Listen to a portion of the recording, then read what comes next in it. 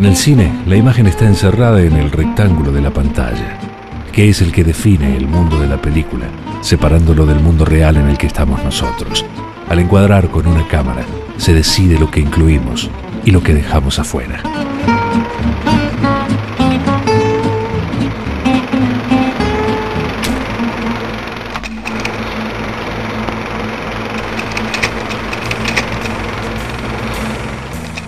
Escuchá, Facu, vamos a arrancar con un plano un poquito abierto. Es un americanito más o menos, ¿eh? Claro. Cuando él, al minuto y medio que empezó a hablar, ahí te va cerrando despacito, ¿ok? Lucy, tenés cuidado con el plano, el tema del boom, para que no entre en cuadro. Tirate un poquito más atrás, acerca un poquito, dale. Gustavo, nosotros lo que vamos a hacer es un largo, ¿eh? Y directamente empezamos a acá, ¿sí? ¿Estamos listos? Ok.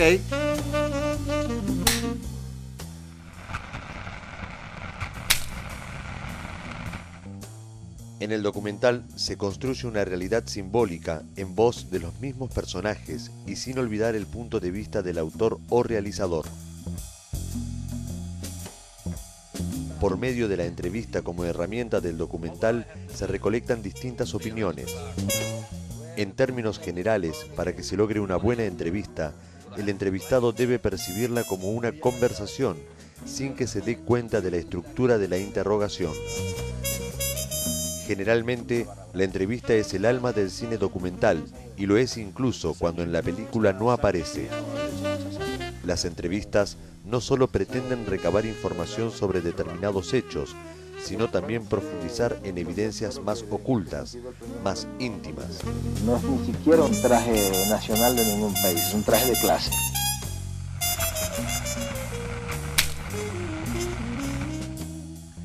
Colocarse cara a cara frente a otro ser humano significa indagar, escuchar, plantear interrogantes.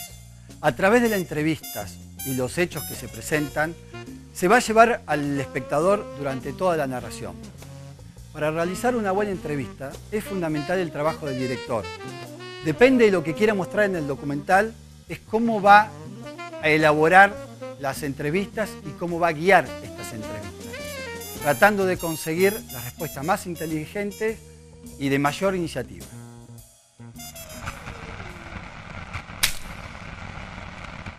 Desde mi cielo. Porque no sé, un drama que... No, una película de drama que no sé, está muy buena y que puede decir muchas cosas a través de eso. ¿Alguna escena que te acuerdes? Cuando la chica esta trata de salvar a la hermana que no le pase lo mismo. El Señor de los Anillos, El Retorno del Rey, no sé, porque es épica, me gusta. ¿Alguna escena que te acuerdes? Mira, hay muchas, qué sé yo. Cuando funden el anillo me gusta.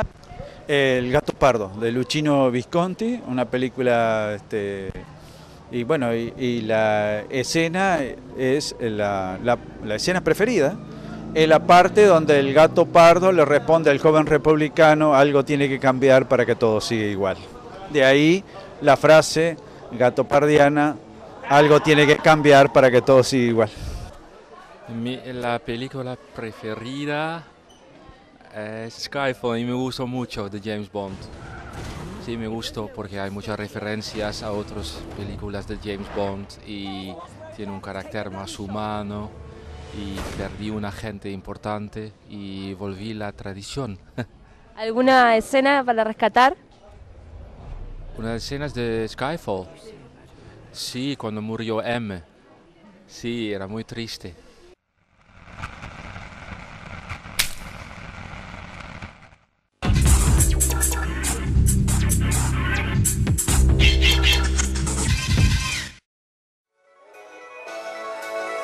...2013...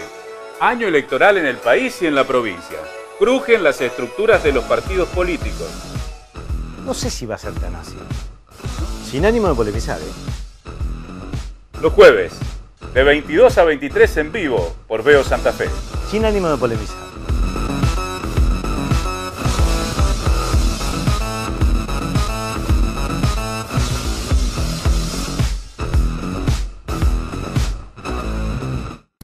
Más de 60.000 hogares ya nos eligieron. Elegí Cable Video Digital para publicitar tu marca y descubrí el impacto de la televisión por cable. Comunicate con nuestro departamento de publicidad al 4740935. Cable Video Digital. Tu cable. Recomiendo un inevitable encuentro con los reconocidos que cuentan aquellas cosas que solo se hablan a la hora del buen comer. En los mejores restaurantes de la región, recomiendo un auténtico homenaje a la buena cocina. Recomiendo algo más que una simple charla. Por Veo Santa Fe, tu canal.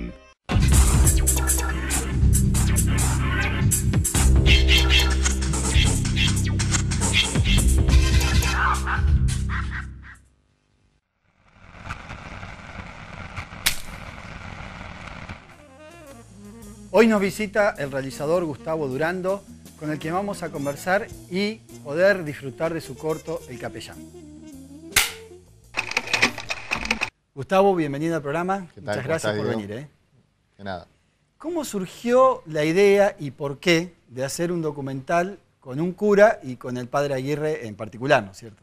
Sí, fue en el marco del taller de cine de la Universidad Nacional del Litoral, que estaba cursando en ese momento.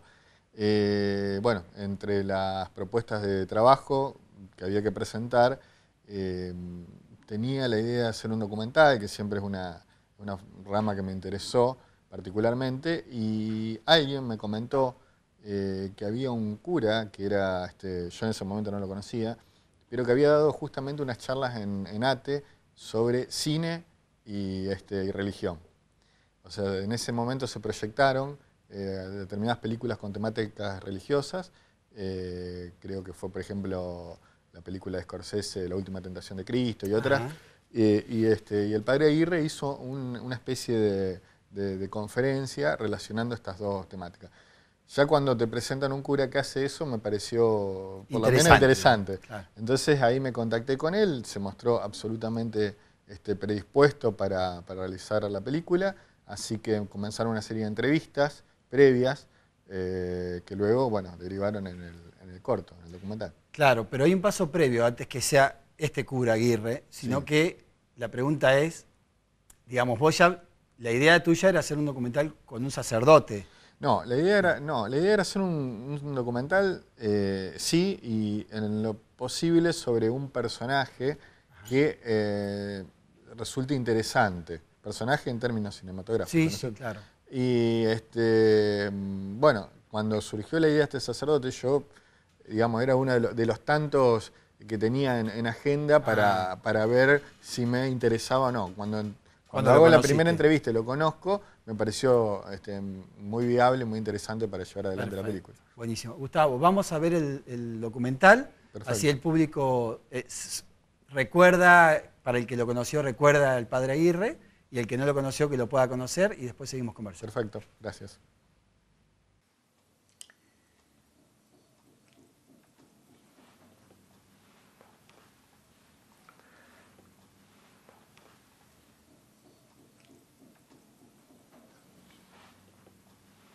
A propósito de lo que yo digo cuando celebro misa, yo he celebrado tantos años en Guadalupe, alguna vez algún amigo, porque estas cosas acerca de cómo habla uno, qué dice, que no, la gente por ahí no se anima, pero la gente amiga, digamos, a la cual yo le hablo, alguna vez un amigo que no era, sin embargo, de los que más fielmente seguía, me dijo, ¿cuánta gente te imaginás vos que sigue lo que vos decís y que entiende lo que vos decís? Digo, mira, no me lo he puesto a pensar, pero yo le hablo a un determinado grupo de gente, uno de los cuales sos vos, digo, entre paréntesis, las pocas veces que te veo. Pero, no, dice, porque lo hablábamos con mi mujer, es más de un 10%, no le debe entender. Te aclaro una cosa, digo, yo hablo para menos del 10% de la gente que está en la misa en Guadalupe. Yo hablo para un grupo, nadie puede hablar para todo el mundo. Todo el mundo, el mismo Jesús de Nazaret, por otra parte yo no estuve, no está nada grabado de lo que dijo, pero el mismo Jesús de Nazaret hablaba para una gente, es decir, y otra gente le caía re mal, y otra gente dice que se entusiasmaba al escucharlo. Y bueno, a mí me pasa más o menos así, no sé cuántos se entusiasman, o cuántos les gusta, o cuántos me entienden, pero algunos me entienden, y para eso os hablo.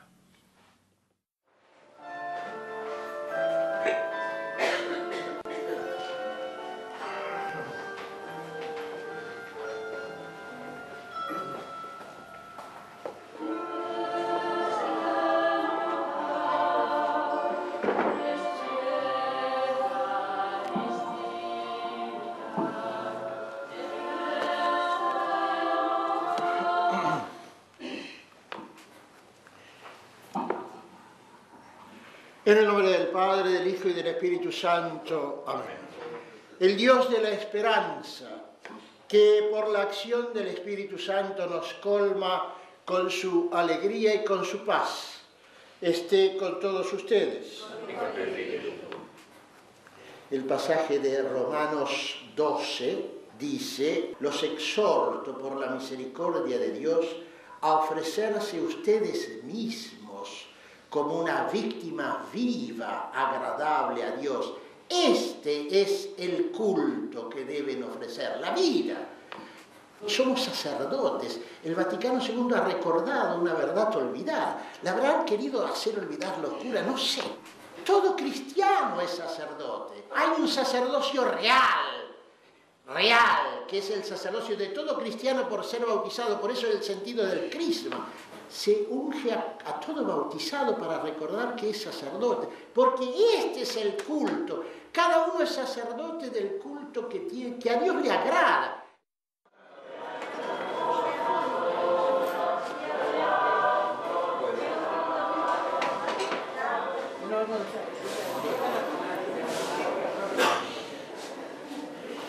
Llevamos que si no las monjas nos cuelgan acá, que estamos atrasados.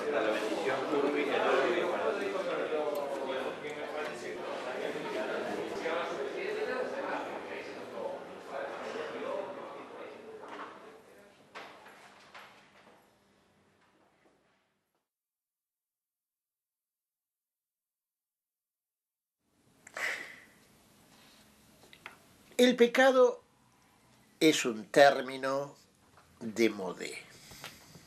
Es decir, ¿quién va a hablar del pecado? Yo el otro día, el domingo, no me acordaba y lo que quería, no me acordaba de ese tipo de música tropical que se llama bolero, digamos, ¿no? Me acordé de un bolero, pero no me salía la palabra bolero, es decir, y un bolero donde dice pequemos esta noche. Es evidente que alguien que diga pequemos esta noche está pensando en algo que se hace a la noche.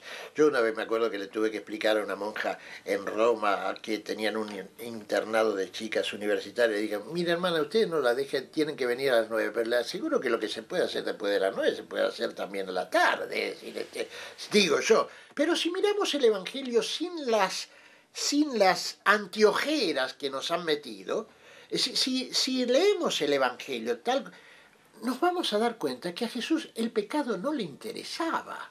O sea, lo que le interesaba a Jesús era el sufrimiento de la gente, no el pecado de la gente.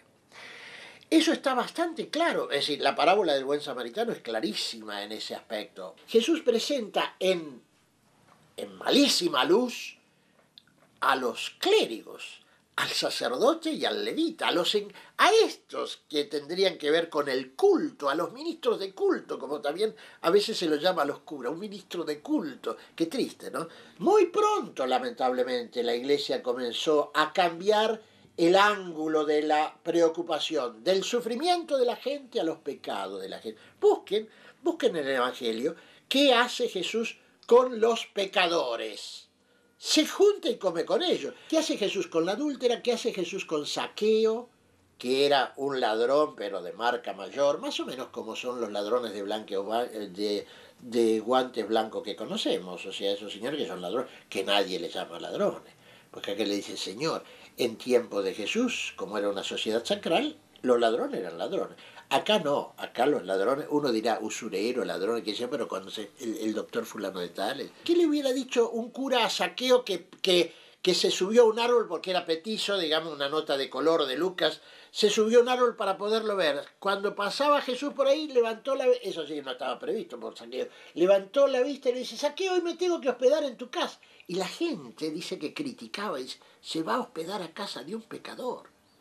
Y ese es Jesús. O sea, ¿qué hubiera dicho un cura si hubiera encontrado a un usurero conocido por todo el mundo que lo quiere ver? Un cura, ¿qué le hubiera dicho? Un moralista, ¿qué le hubiera dicho? Oíme una cosa, Saqueo, qué bárbaro, qué ganas de verme que tenía, ¿eh? Pero, oíme, vos sabés que si yo fuera a hablar con vos, sería un quemo, porque yo concretamente estoy a favor de los pobres y vos los explotás hasta los tipos. Es decir, así que, oíme una cosa, ¿vos estarías dispuesto, digamos, a cambiar, va a devolver lo que afanaste, decir, vas a no, porque, oíme, porque los curas, ¿qué dicen que hay que hacer con el pecado? Para que le perdonen a uno un pecado. Primero, hacer examen de conciencia. Por eso algunos como Videla dicen que, ¿qué pecado? Tendrían que darme un premio, dijo un católico como Videla, ¿no? Hablando de lo que había pasado. Primero, examen de conciencia. Segundo, dolor de los pecados. Tercero, propósito de enmienda. Cuarto, confesar al sacerdote. ¿Se dan cuenta? Jesús da vuelta a la cosa. Tengo que hospedarme en tu casa. Es una apuesta. Entonces, ¿cuál es la actitud? Ciertamente, o él se equivocó o nosotros nos equivocamos.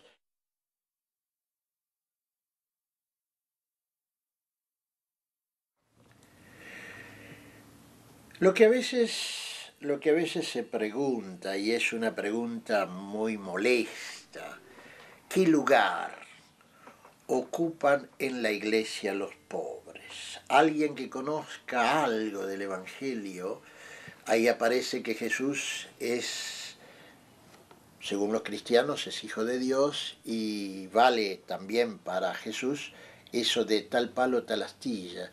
Entonces, concretamente, el Dios a quien Jesús nos enseñó a llamar Padre no es un Dios neutral, no es un Dios como le gustaría a los liberales, igual para todo el mundo. Ha elegido a los pobres y no a los ricos, tanto que, cosa que generalmente los curas no suelen insistir demasiado, pero está tan claro eso, es decir, el diálogo de Jesús con el hombre rico lo traen los tres sinópticos, al final de lo cual los discípulos le dicen, qué jorobado, ¿no? Porque es el único pasaje de todo el Evangelio en donde Jesús le dice a una persona, sígueme, y esa persona no lo siguió.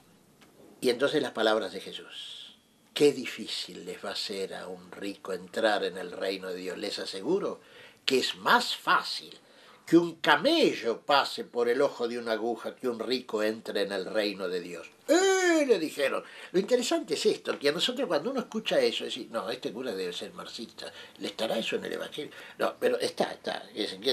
Pero lo interesante es que la reacción que sentimos nosotros la sintieron ellos ya. Le dicen, entonces, ¿quién podrá salvarse? Dice Jesús, no, es cierto, es imposible salvarse para un rico. No dice estas palabras textuales. No, dice, es cierto, para un rico es imposible, para el hombre es imposible, dice Jesús, pero para Dios todo es posible. Y entonces uno queda tranquilo. O sea, esa expresión, para Dios todo es posible, es una expresión técnica para decir un milagro siempre es posible. Entonces la gente dice, ¿ha visto? Yo sabía que los ricos al final iban a entrar. No.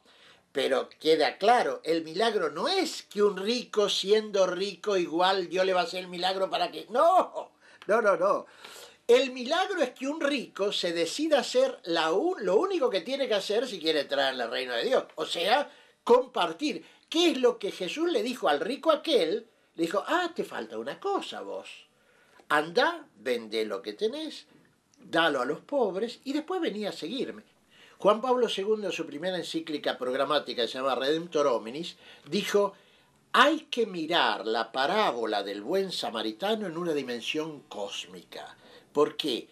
Porque ahora el tipo que está medio muerto, marginado en el camino, no es uno solo, son cientos, son millones.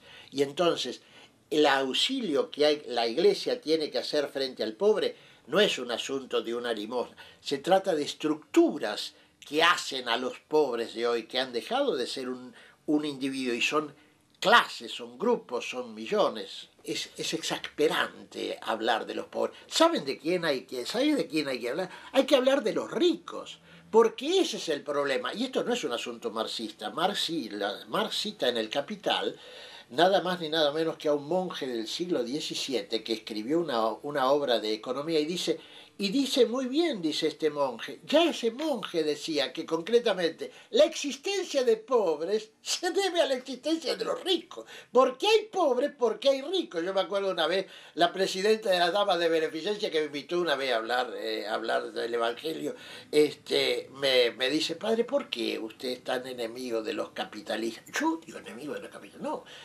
Yo sé, ¿qué harían, padre, los pobres sin nosotros? Digo, ¿sabe lo que es, doña Lidia?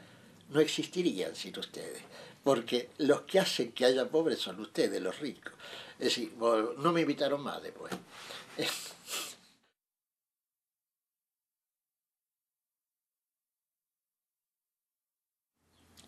Cuando se plantea el tema de anticonceptivos o de, como se llama, porque también hay eufemismos en la parte laica, es decir, educación, no dicen sexual, sino concretamente salud reproductiva, seamos honestos. Bien, entonces, cuando se tocan estos temas, hay que ir a una encíclica que sacó Paulo VI en el año 1968. Esa encíclica se llama Humane Vitae.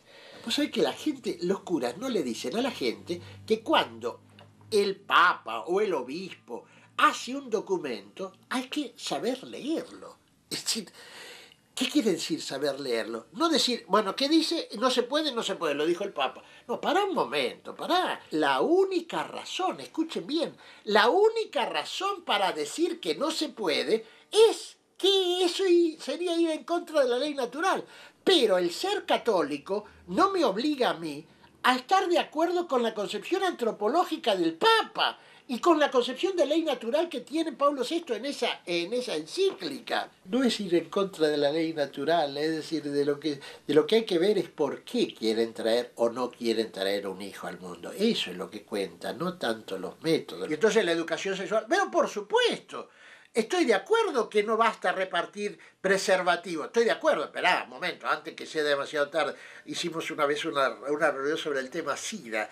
Es decir, y esa vez el cura era el que hablaba al final. Entonces hubo los dos que hablaron antes, un mes, y entonces ya casi no había lugar para que hablara el cura, que era yo, por otra parte. Entonces dije, bueno, miren, ¿qué quieren que le diga? Ya dijeron todo ello. Y entonces esos que nunca faltan, no, padre, pero perdone, ellos no hablaron de, es pecado grave, ¿no?, el usar preservativo. Le digo, esto solo voy a decir, cuando estamos tratando de un asunto de vida o muerte, hacer este tipo de preguntas significa no haber entendido nada de un Dios que ama la vida.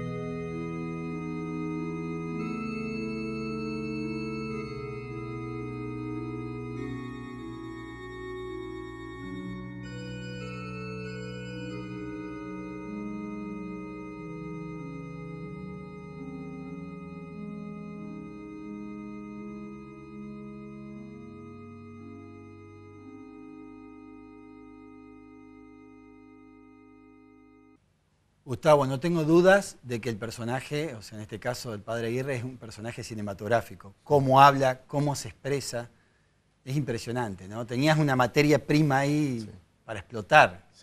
Sí, realmente por eso te digo, cuando me entrevisto con él, veo que es una persona que es muy apta para poder explotarla, como vos decís, cinematográficamente. El desafío luego era de eso buscar algo, sacar lo más interesante de ese personaje, ¿no? Ahí fue después el trabajo posterior. Y vos, digamos, ¿cómo fue tu proceso para decir, bueno, el trabajo se va a hacer, digamos, de alguna manera sobre 3 ítems que están planteados en la película con títulos y todo? Sí.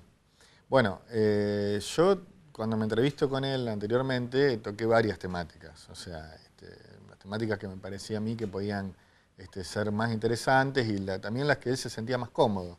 Luego yo hice una especie de selección personal de esos ítems que no fueron comunicados, o sea, eso no fue acordado. También vale la pena aclararlo, porque también mucha gente me pregunta, pero él sabía, ¿no? O sea, obviamente que son charlas que yo ya he tenido y yo más o menos estaba orientado sobre lo que él opinaba sobre esos temas. No fui, digamos, virgen de todo conocimiento. Fue una sorpresa total, digamos. Exacto, tal cual. Pero no fue acordado que se iba a hablar de eso. Yo me preparo esos 3 ítems, 3 temas y en el momento de la entrevista hago la pregunta correspondiente y ahí se resulta como el disparador para después generar el diálogo y la charla. Sí, está a la vista, digamos, de la espontaneidad de sus respuestas y cómo desarrolla el tema, ¿no es cierto? Sí.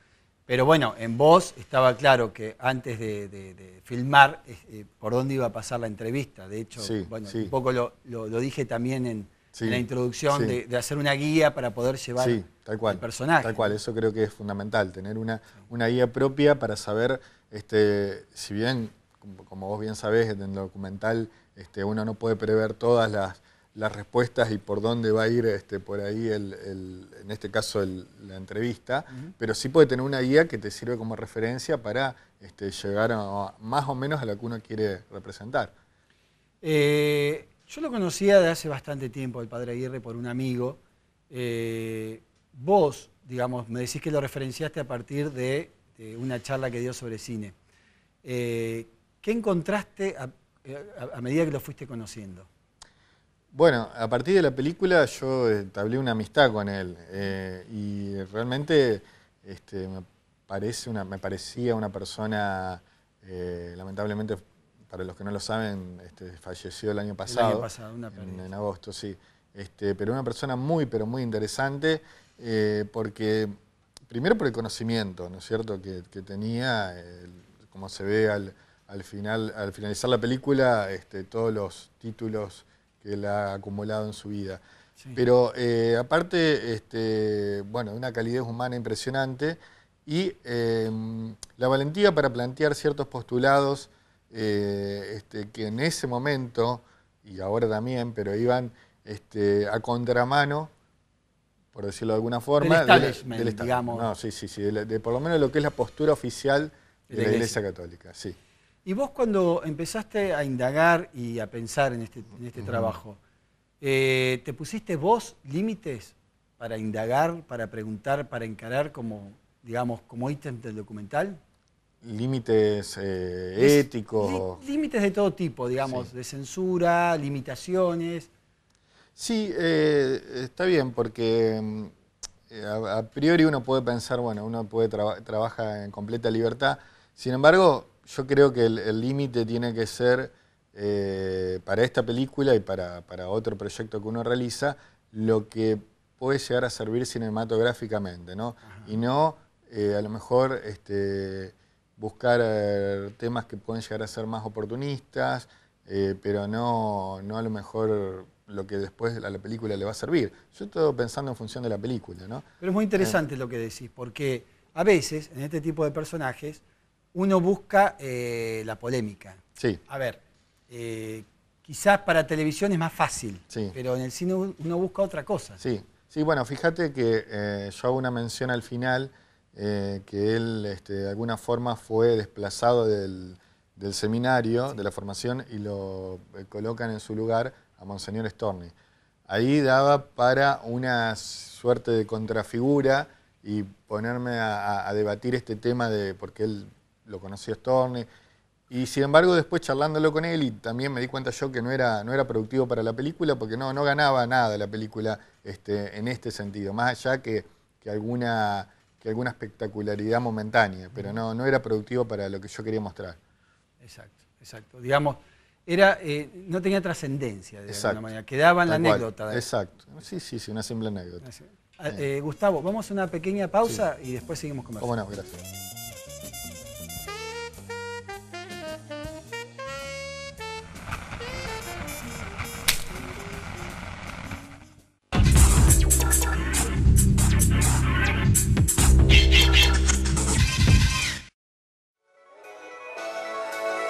...2013... año electoral en el país y en la provincia. Crujen las estructuras de los partidos políticos. No sé si va a ser tan así. Sin ánimo de polemizar, Los jueves, de 22 a 23 en vivo, por Veo Santa Fe. Sin ánimo de polemizar.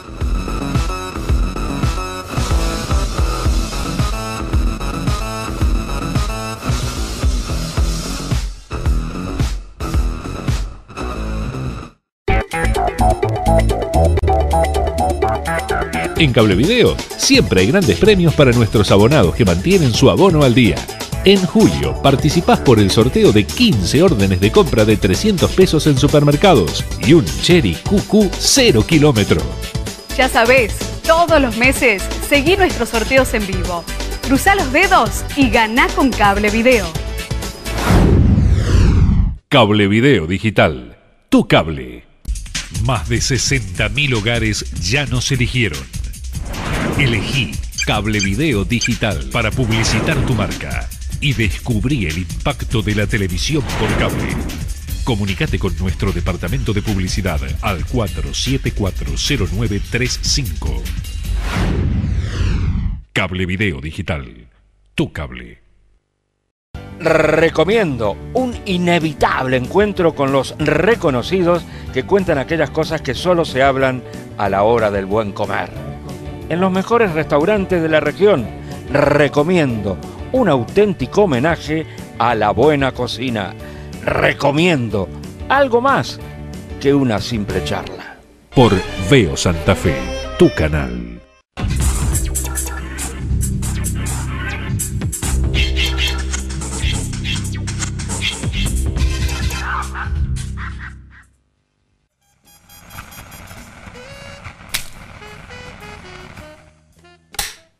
Bueno, gracias Gustavo.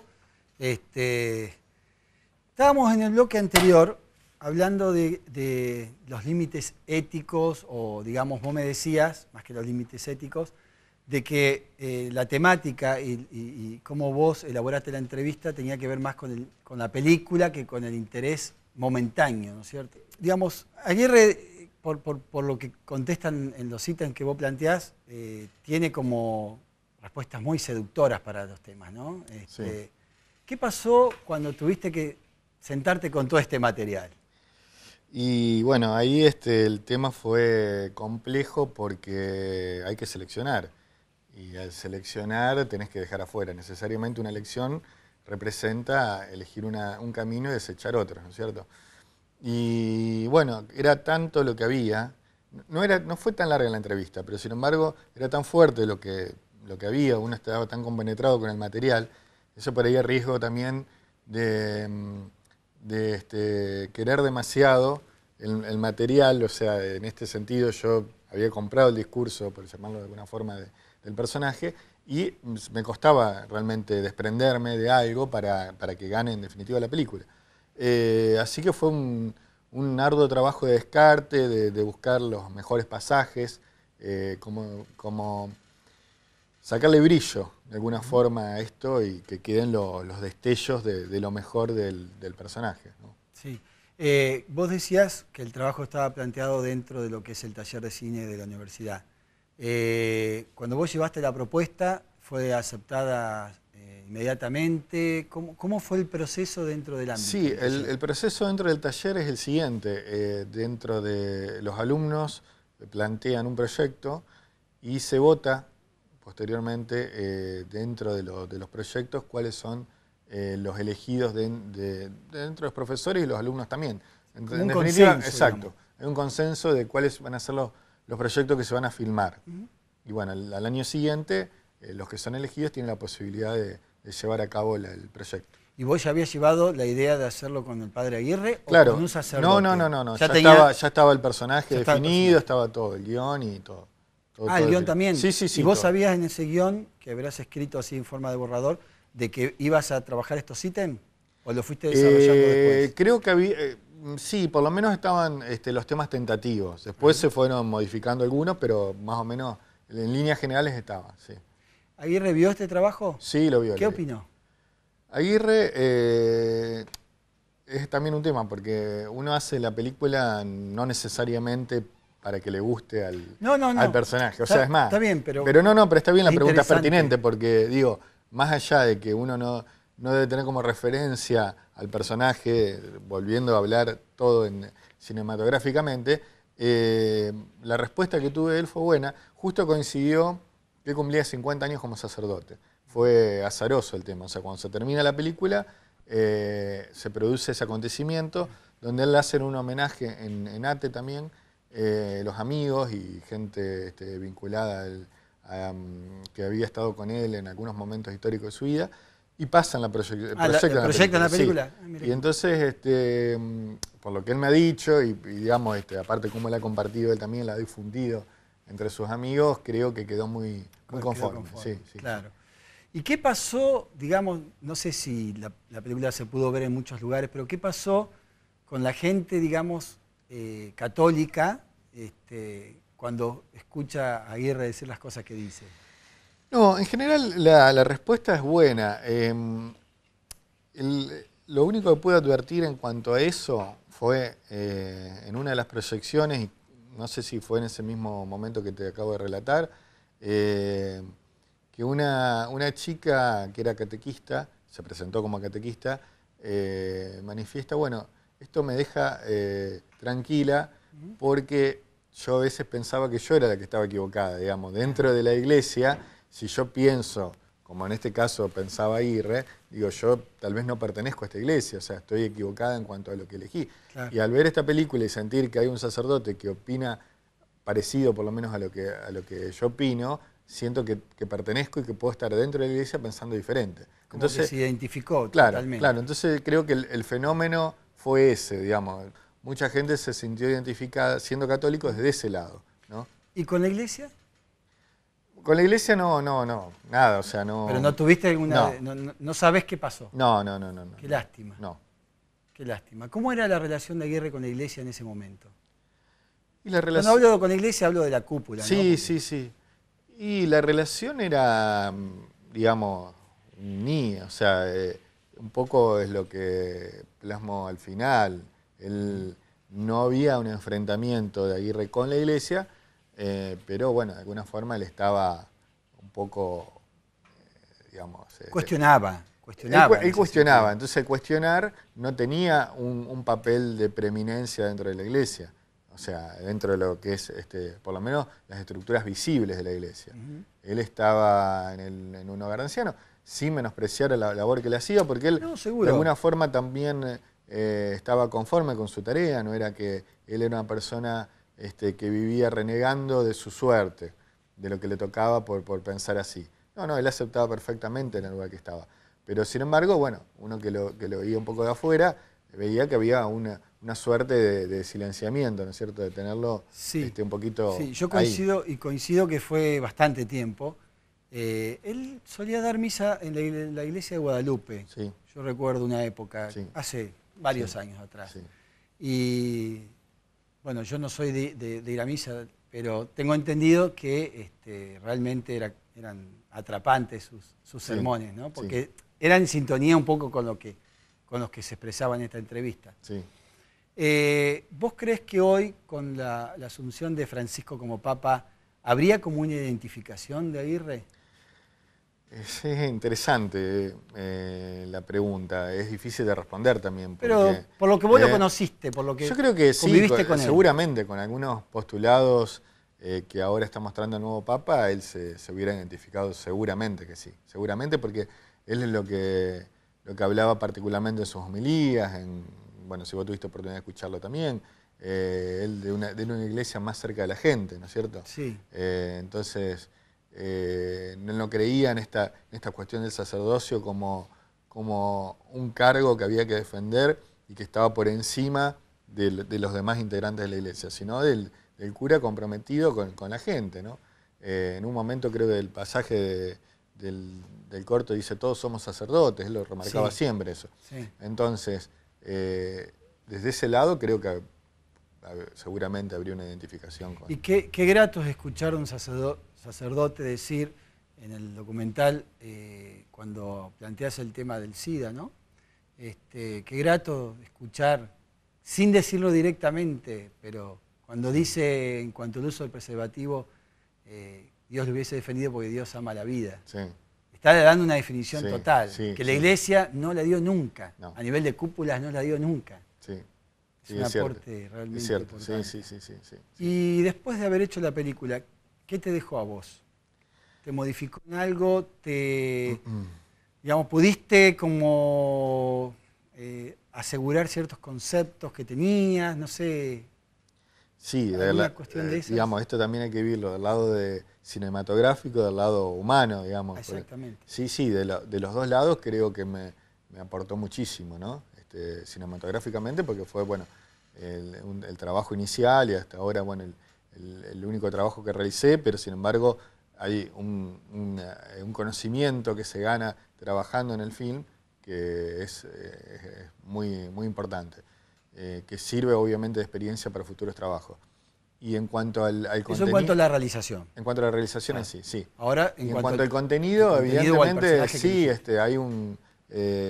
porque aparte, como antes te referí, esto permitió a mí acercarme a lo que primero era el personaje cinematográfico, después terminó siendo un amigo, en el cual yo pude descubrir muchas cosas que a mí me aportaron en la vida, ¿no? Me sirvió muchísimo. ¿Sos de ir a misa? No soy de ir a misa, sin embargo, redescubrí cosas interesantes en las misas cuando él las daba. ¿Cómo es eso? No, porque los sermones, él tenía una forma muy especial de dar misa. O sea, él después terminó en una capilla que era María Auxiliadora en el norte de la ciudad, que fueron las últimas misas que dio. Y era prácticamente una reunión de amigos, porque todos los que iban ahí eran los que lo conocían. Sí. Y él daba un sermón muy largo, que duraba casi toda la misa, y los últimos 10 minutos eran la parte ritual. Porque en definitiva era eso, o sea, él le daba más importancia a la comunicación, ¿no? Que a la parte ritual que se ve en todas las misas, ¿no? Entonces eso era muy interesante, esa especie de comunión real que se daba en ese ámbito. Eso me gustó mucho.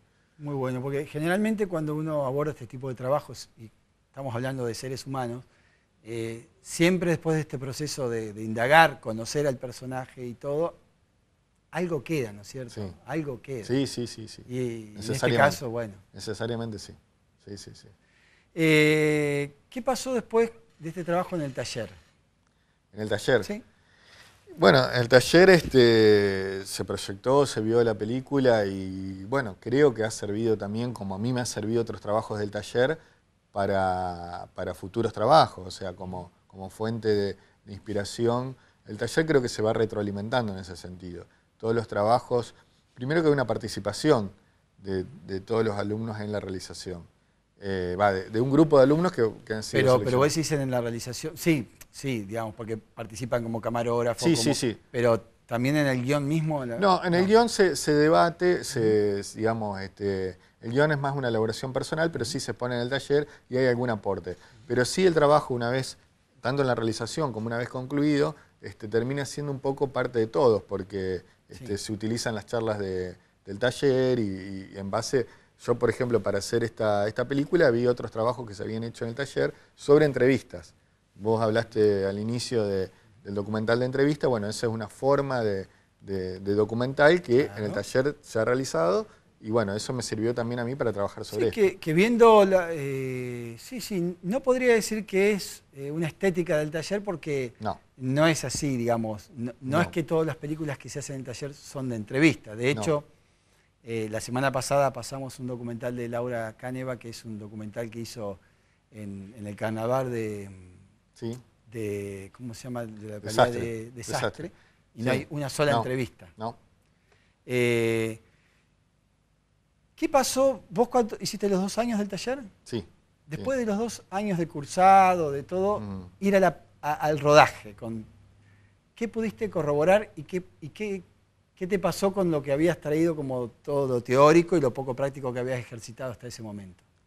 No, uno va al rodaje con otra confianza, con un conocimiento sobre lo que es el detrás de cámara, que es fundamental. O sea, ¿habías podido trabajar en otros? Trabajé en las producciones de ese año, trabajé en casi todas las que se hicieron. Una fue de Vecinos, de Agustín Falco, con una ficción. Otra que se hizo de Victoria Mendoza sobre la Plaza de los Artesanos. Y después colaboré, y la que me nombraste recién, que es Panambí, fui asistente de dirección. Entonces pude trabajar y pude tomar las cosas desde otro lado, porque al principio, bueno, esto creo que lo hemos hablado en otras oportunidades, estar atrás de cámara es una función bastante estresante, porque hay que coordinar un equipo, uno tiene que tomar decisiones casi inmediatas. Lo hablábamos con Laura, eso, justamente. Exacto. Y a veces tomar esa decisión en ese momento, cuando uno no tiene la experiencia suficiente, es un peso muy grande que uno carga. Por eso está bueno tener un asistente de dirección que colabore, que en lo posible que ya tenga una experiencia previa y que alguno le aporte algo para no sentirse tan solo atrás de cámara. Sí, como que uno también descansa un poco en el equipo. Exacto, tal cual. De todas maneras, tu equipo de rodaje fue un equipo bastante diminuto, digamos, porque usaste un camarógrafo, sonidista, asistente de cámara. Sonidista, camarógrafo y asistente de dirección. Y yo. Claro, y vos. Porque el camarógrafo que era Diego Prato. No, Diego Prato no. Era Diego Prato editó. Diego Prato editó. Porque el mismo era que Iván Pasiuk. Iván Pasiuk. También hizo fotografía de alguna manera. Exacto, hizo cámara y fotografía. Sí, es un equipo reducido. Bueno, para documental está bien, pero es un equipo reducido, ¿no? Sí, es muy reducido. Entonces uno descansa en el equipo también en ciertas cosas, porque aparte, por ahí el personaje puede ofrecer algunas cosas que no están totalmente en el guión. Entonces uno tiene que poder interpretarlas cinematográficamente, a nivel de puesta en escena también. Bueno, en tu caso está muy claro que jerarquizaste la entrevista, pero por ahí hubiese sido, qué sé yo, que Aguirre vaya caminando por un pasillo largo y hubieses usado una voz en off de él, haciendo una reflexión sobre algo. Y eso quizás se te hubiese ocurrido ahí. Claro, son recursos que por ahí uno tiene que saber utilizar y como vos decís bien, por ahí es el momento, porque el documental se trabaja sobre lo que está. Y por ahí pasó el momento y si bien uno puede tratar de capturarlo después, por ahí no es lo mismo, ¿no? Tenerlo en ese momento. Por eso es como que las antenas puestas están permanentemente, ¿no? Sí, tal cual. El documental es así. Es así. Más allá de algunas cosas que se pueden elaborar como puesta llamémosle recreacional o ficcionalmente, pero tal cual. Pero en este tipo de trabajo es atención pura. En el transcurso del taller, ¿viste mucho cine documental? Se vio cine documental, se vio cine de ficción, se ve un poco de todo. Si bien el taller, bueno, esto hablo por mí, pero creo que tiene un perfil más documentalista, pero no por la forma de plantear el trabajo y el taller, el cursado, sino tal vez a lo mejor por la cantidad de producciones que son superiores en cantidad a las documentales a la ficción. Sin embargo, se trata de balancear y ver un poco de todo, ¿no? Está bien. Y esto de ver cine, ¿no es cierto? ¿Vos podrías definirme más o menos si tenés alguna película en particular que te haya interesado más que otra? O viste cuando dice, bueno, mi película favorita puede llegar a ser esta. Sí, hay una película, un documental justamente, que se llama Yo no sé qué me han hecho tus ojos, de Sergio Wolf y Lorena Muñoz, que me ha impactado mucho. Una diva, ¿eh? Al final de la noche me contó muy brevemente la historia de Ada. Una mina que había ganado mucha guita y tenía una Bugatti, una Mercedes-Benz, etcétera, tenía todo, ¿no? Estas minas cantaban las letras, ¿no? Sentían las letras. Es como una vez el famoso historiador inglés Hobsbawm dijo que Billie Holiday cantaba las cosas como si le hubiesen pasado a ella, ¿no? Creo que el documental por ahí ha sido un poco subestimado, ¿no es cierto? El documental parece que fuera solamente una cuestión didáctica de mostrar algo y explicar de qué consiste. Fíjate vos que la ficción se suele dividir o subdividir en un montón de subgéneros, y el documental siempre es eso, el documental. Más allá de entrar a discutir, digamos, el documental si es un género o no, porque ahí tenemos, por ejemplo, a Raúl Lecero, que coincido, que dice el documental no es un género, porque trabaja sobre otras cuestiones totalmente diferentes a la ficción, trabaja sobre hechos que no se hacen para la película como la ficción, sino hechos que suceden o que han sucedido. Trabaja sobre materias distintas. Sí, él habla de los materiales. De los materiales, fundamentalmente. Exacto. Pero también tenemos documentales, y la película que te acabo de mencionar es un ejemplo, que tienen hasta alguna estética que se pueda asimilar a la ficción, ¿no? Hay una estética de thriller o de investigación que por ahí lo hace también particular e interesante también, a su vez, ¿no es cierto? Como un documental puede tomar elementos de la ficción para elaborar un entramado que puede llegar a tener cierta dosis de suspenso, como en este caso. O sea, ¿te identificás con ese tipo de trabajo? Sí, todos aquellos trabajos que siendo por ahí tomando materias de la vida real, tomando materias documentales, le concierne una estética personal y particular. Correcto. Para darle un poquito más de elementos al espectador de nuestro programa, la película, bueno, el mismo director encarna, Sergio Wolf, encarna como una especie de investigador que va tras los pasos de Ada Falcón. Exacto. Y a partir de ahí, digamos, se desarrolla toda la película. Exacto, tal cual, tal cual. Él va descubriendo, a priori sin conocer demasiado sobre esta cantante, va haciendo toda una investigación donde él va ganando información y va tratando de saber a su vez qué fue de la vida de Ada Falcón. Si vive, si no vive, era todo un misterio en ese momento. Claro. Hasta que él lo va descubriendo en el documental. Me pareció interesante el desarrollo. A mí me gustó mucho también. Sí, me gustó mucho su estética y cómo está estructurado narrativamente el documental, porque habla de una mujer que es cantante. Exacto. Pero no está la mujer, digamos. No. Es impresionante. No. Muy interesante. Muy interesante. Yo coincido con vos y coincido con Raúl de que el documental se nutre de ciertos materiales y que no hay una fórmula, sino que depende de lo que uno quiera contar, cómo va a priorizar esos materiales narrativamente, ¿no es cierto? Tal cual. En el caso tuyo, y lo que acabamos de ver, bueno, fue una entrevista, pero podría haber sido otra cosa, ¿no es cierto? Tal cual, sí, absolutamente. La forma de plantearlo es muy personal y vemos que hay muchísimas variantes de hacerlo, muchas formas. Exacto. ¿Y estás pensando actualmente en otro trabajo, bocetando algún guión?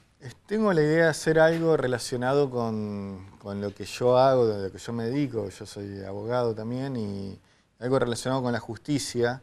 Ahora está un poco de moda. Ahora que está en boga la justicia, pero vale la aclaración que la idea es previa a todo este debate, porque en realidad no tanto la justicia como administración de justicia, sino el sentimiento de justicia que tiene una persona sometida a un proceso, ¿no? ¿Qué pasa por adentro suyo? ¿Cómo es esta elaboración? Y bueno, estoy trabajando un poco con algunas ideas sobre eso. Muy interesante. Sí. Muy interesante. También va a ser un documental, digamos. Sí, la idea es que sea documental. Ajá. ¿Y el cine de ficción? No, el cine de ficción todavía creo que, y esto también es un desarrollo personal, creo que uno debe ganar cierta experiencia en el plano documental y después tal vez tener la suficiente capacidad para elaborar ya una ficción un poquito mejor armada. Está bien. Está bien. ¿Y cómo ves el cine documental más allá de la película de de Sergio Wolf. ¿Cómo ves el cine documental hoy en el país? Creo que hay mucho cine documental. Sí, hay mucho. Te vuelvo a decir, creo que no está valorado lo suficiente. Creo que hay cine muy bueno. Y creo que es cuestión de que empiece de alguna manera a verse. Cuando se empieza a ver y la gente empieza a darse cuenta que el cine documental también puede ser interesante, puede llegar a resurgir. Quizás también esto tiene que ver con, digamos, la exhibición. La exhibición es un gran problema del cine, porque el cine documental le cuesta tener canales de exhibición para poder mostrarse, ¿no es cierto? Fíjate que las películas comerciales documentales quizás tienen una sala en Buenos Aires y determinados horarios. Y acá en Santa Fe prácticamente es muy difícil ver una película documental en una sala comercial. Sí, tal cual, coincido absolutamente. Es probable que el cineclub sí deje una semana, 2 semanas una película habría que ir a ver a cineclub, ese tipo de películas, porque no hay otra vía. Sí, o si no, queda para la televisión. Tal cual, a la televisión o algún video. Exactamente. ¿Seguís en contacto con el taller de cine? Sigo en contacto, sí, sigo en contacto. Por ahí participo en como colaboradora en algunas producciones actuales. Sí, ¿estás participando? Esta película que se hizo sobre los carnavales, que fue hace 2 años, estuve participando. Sí, cada tanto cuando me convocan y puedo ser de utilidad, obviamente lo hago. Sí. Perfecto. Bueno, Gustavo, te agradezco mucho gracias a vos. Tu participación y... Bueno, que el cine siga rodando, éxitos en tu emprendimiento, ojalá lo puedas concretar. ¿Vas a armar un grupo vinculado también al taller de cine? Seguramente voy a contar con ayuda del taller, sí, bueno, seguramente. Bárbaro, éxitos entonces. Gracias. Bueno, pasó Gustavo Durando, vimos El Capellán, quedará para el debate en cada uno de los hogares sobre este sacerdote que lamentablemente falleció el año pasado. Voy a agradecer como siempre al personal técnico de Cablevideo que trabaja en este programa, a Alejandro y Víctor por vestirme en Company, San Martín 2153, a Darío Burlando, a Pedro Casís y nos encontramos la semana que viene.